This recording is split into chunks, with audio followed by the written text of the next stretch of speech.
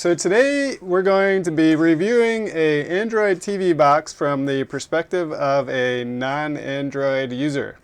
And so this is the DQ6.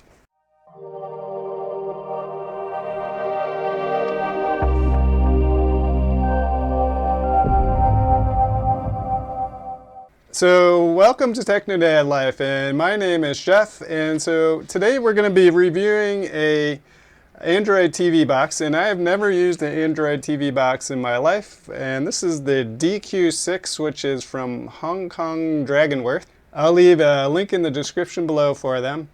And so they sent me this box, and we're actually going to be doing a giveaway. So basically at the end of this video, I'll tell you how to enter so that you too can win one of these, and we're going to be actually giving away 3 of these. So definitely stick around to the end to find out how to do that.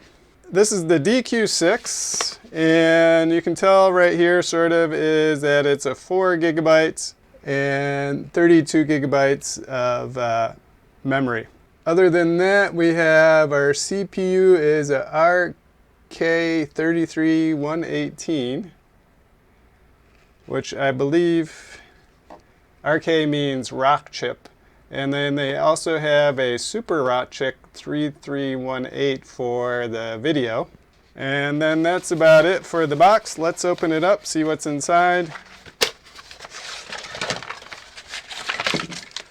So we have a power adapter, some directions. I don't think we'll probably need the directions. We're just going to input it. A remote control that doesn't have batteries, so we're going to have to put batteries in there. Feels light but sturdy. The box, which has power, HDMI, LAN, optical, audio visual or audio, USB 2, USB 3, and a TF card slot there, and an antenna. And then on the back here again, it says the model, the CPU, how much ROM, how much RAM, has Wi-Fi 2.4 and 5 gigahertz. Then it also has the MAC address in case you want to hack into this. And then finally it has this little antenna that you can stick on the side of the box. Right there. Okay, so let's plug this in and see what happens. So the first thing I noticed is a very short cable. Here, let me see it. Let's do it this way. So it's not even, it's maybe 3.5 feet. And so for me, my outlet is farther away than that. So we're going to have to stick it over here somehow. So this is going to be out of frame when we actually do this.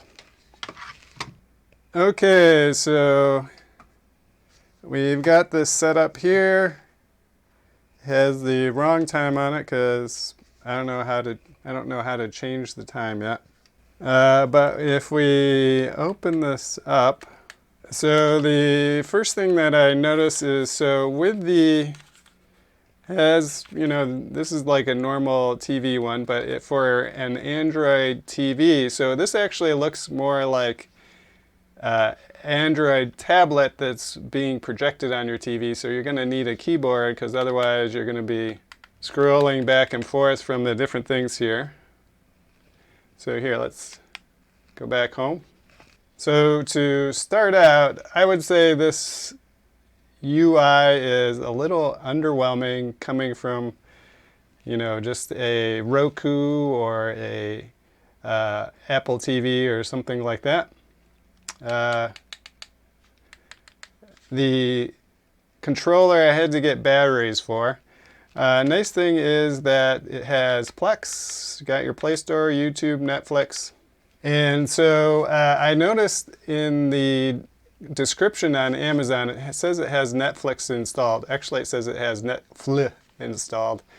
And it says if you remove it, then there could be problems. So I know just from reading on Android TVs, this is Android 10, which Netflix is supposed to be playing on, but the older versions of Android TV, there are definitely problems with Netflix. And so let's check out these different apps first. So there's Plex.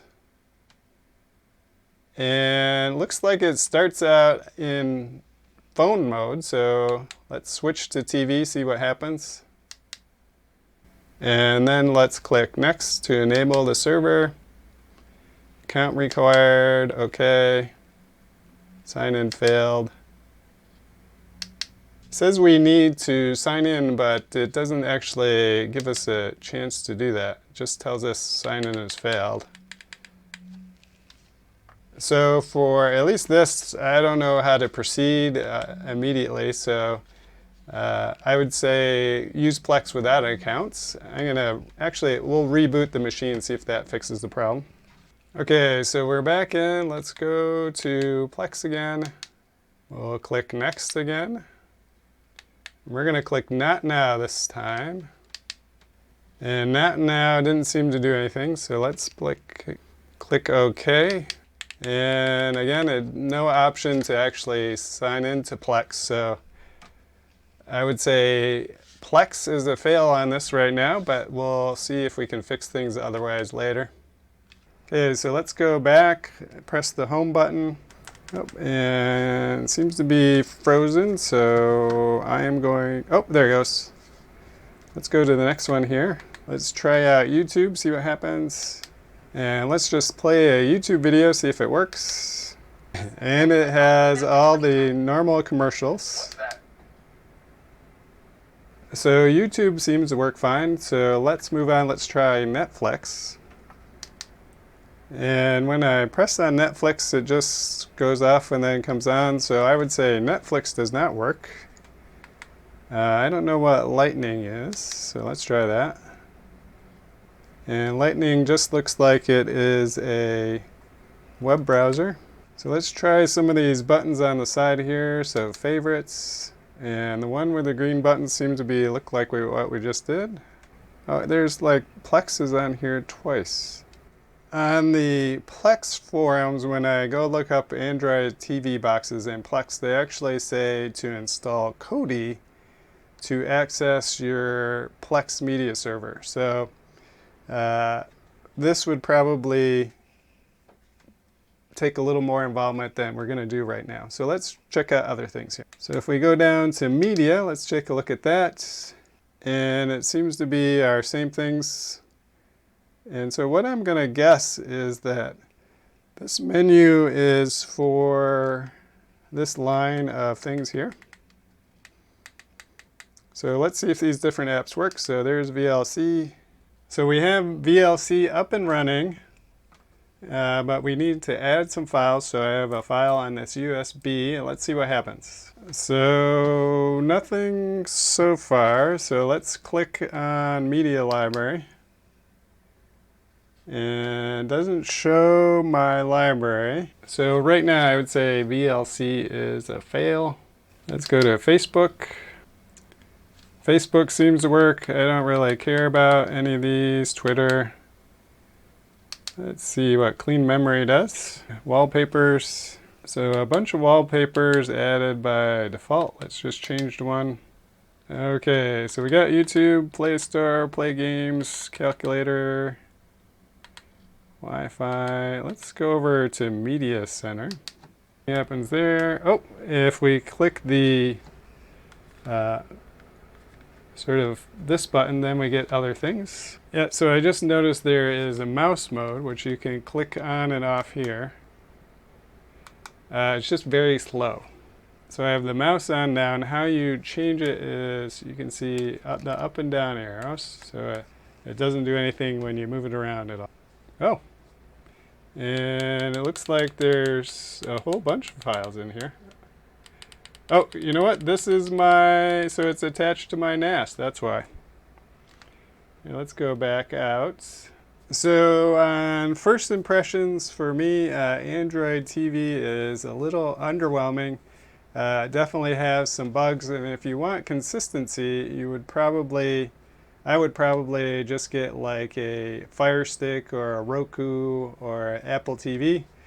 The Roku you can actually hack just because it is an Android device also, so that might be a better choice. But now, having said all that, why I said okay to this is that you can install Linux on it. And so what we'll do in a future video, so this is basically is more hackable than any other device out there, and that's where this comes into being as being a great device. And so the apps, most of the apps sort of work, but you're going to have to tweak them. But if you want to experiment, this is a great experimental box. And I have to admit, I don't know anything about Android, so it could be that I didn't get great results today because I just don't know anything about Android.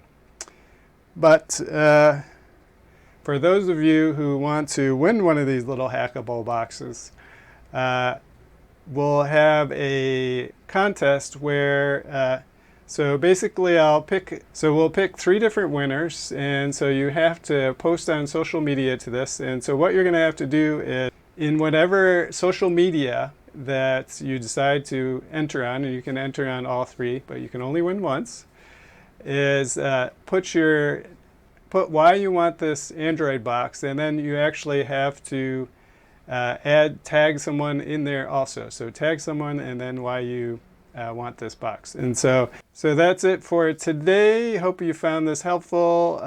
This is Android box for beginners. Pretty difficult, actually. So this is Android box for beginners. You're definitely going to have to do some research to get this to work fully, but it is a fun hackable box. We'll see you next time. Oh, make sure you like and subscribe,